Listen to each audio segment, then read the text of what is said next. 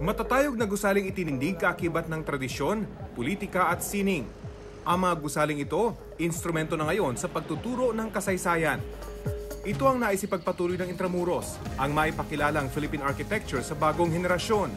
Kaya inilunsad nila ang proyektong I Make History Fortress, isang learning center na makikita sa Baluarte de Santa Barbara Chamber. Imbis na mga larawan o paintings, tampok dito ang mga strukturang gawa sa Lego.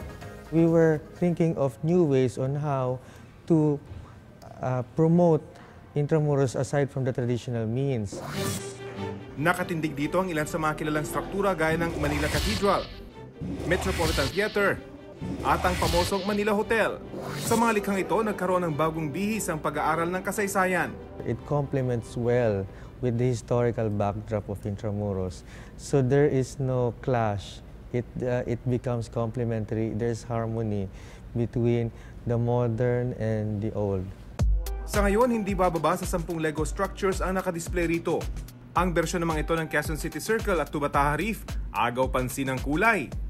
Ang utak ng mga obrang ito, sila Mayan at Lavi, na miyembro ng PLUG o Philippine Lego Users Group, ang kauna-unahang Lego Only Interest Group sa Pilipinas. Yung Lego, parang mas relatable siya sa bata eh.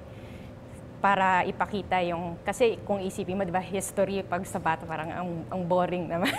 So it makes history fun for them.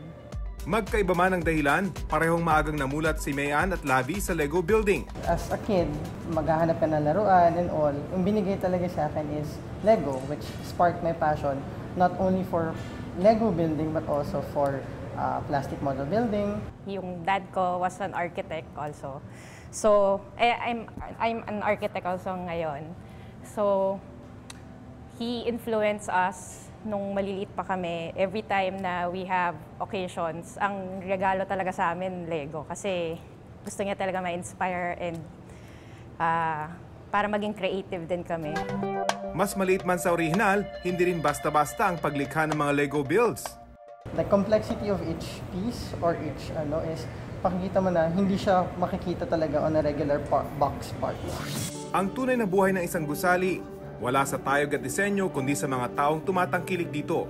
Kaya naman ang grupong ito, even though na scale model na lang siya, nakikita pa namin yung na-visualize namin na nandun kami. Yung mga ruins pag wala dyan, syempre makikita ng mga recent generation, kung sakaling din makita nila talagang tunay na nangyari. ang tamang daan daw sa pagbabago, hindi sa paglimot sa nakaraan, kundi sa matalinong paghalo ng kasaysayan at bagong pamamaraan. Rafi Tima, GMA News.